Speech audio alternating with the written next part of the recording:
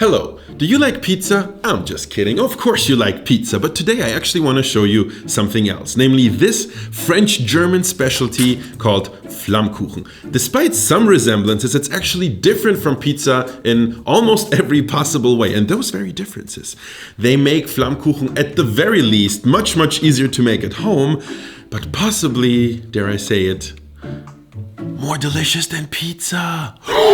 Let me explain. The origins of Flammkuchen lie in a region called Alsace. You have Germany over there, France over here, and Alsace is sandwiched right between them. The two countries have actually been fighting and going to war over this region quite a lot, but fortunately, that is in the past. Today, the Alsace belongs to France and is a very picturesque region, combining cultural influences from both sides, including a very rich tradition in bread making, which might be what sparked the idea of Flammkuchen. Back in the day, people would have these huge ovens that would take quite a long time to heat up. And to test the temperature in days where there were no thermometers around, what they would do is they would make these super thin and crispy flatbreads from leftover dough and then top those and bake them in the oven while the rest of their bread was proofing. And the flames in the oven were too intense to bake bread anyway. And in fact, this is where Flammkuchen gets its name from, because the literal translation of the name is something like flame cake,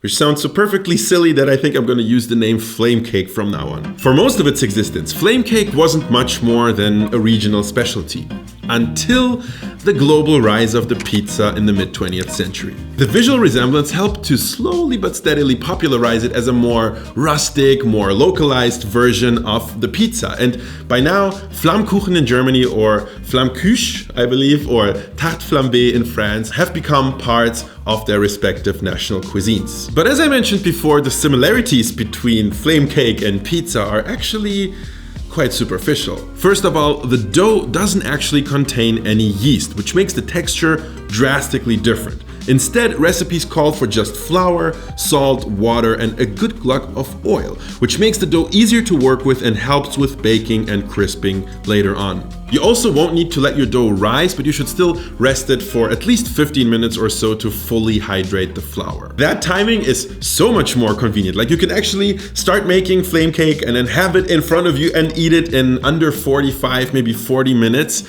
which is simply impossible with a yeasted dough like pizza. Oh, and speaking of which, no, there is no tossing or stretching the dough involved. Relax. Because there are no yeasty bubbles to worry about in the dough, we can simply use a rolling pin to roll it out nice and thin. I like to then dust it with flour and then, using the rolling pin as a coil, transfer it onto a piece of parchment at first and then slide that onto a baking sheet. Time to add some sauce, but again, a can of San Marzano tomatoes won't get us very far here. Instead, the classic sauce here would be something along the lines of creme fraiche. And I'm saying along the lines of because it can actually be any lacto-fermented cream. So that would include creme fraiche, sour cream, and also another product that's quite popular here in Germany called Schmand, which is kind of between those two. Schmand. Schmand. I'm noticing us Germans are really not doing ourselves any favors here with the sound of our language. Schmand. Anyway, no matter what type of sour cream you end up using, the only thing that you really have to pay attention to is that the fat content is over 20 or even better over 25%. Otherwise, the cream is going to start to separate when you add heat. Lightly season the cream with salt, pepper, and freshly ground nutmeg, and then spread a layer of that on your flame cake dough. Be generous. This is not as watery as tomato sauce, so it's not going to make your dough soggy. When it comes to toppings, I'm going to show you a few, but first let's start with the quintessential classic Alsace flame cake.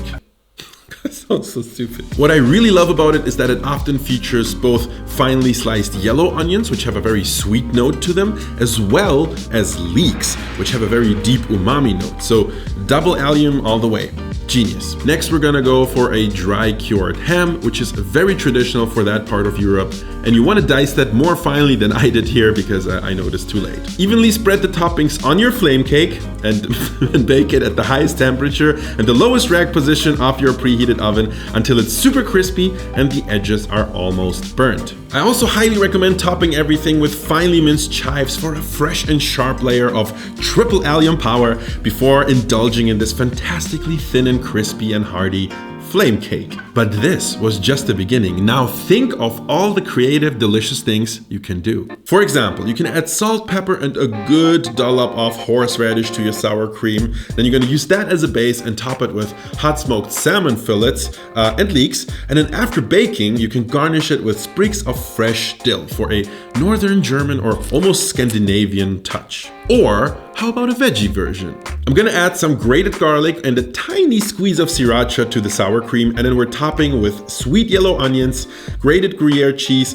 diced king oyster mushrooms, and a handful of fresh spinach leaves. This one ranks extremely high for me. I think a bit of cheese really elevates this whole situation. But hey, I think after making 3 flame cakes, the only way we can have another one is to make it a dessert, which is not a problem. To the sour cream, we're adding a good squeeze of honey, a few drops of vanilla extract, and some cinnamon. We're gonna top all of that with slices of apple and pear, which you can optionally sprinkle with a bit of sugar. You know, this variety is super special, and it's also just really, really good. It's like a crispy apple pie. Yes, I said it. So next time, instead of pizza night, how about you try flame cake night? So I have a feeling this word's not gonna stick, but then just try Flammkuchen night and please let me know. I'm excited to hear how it went. See you in the next video.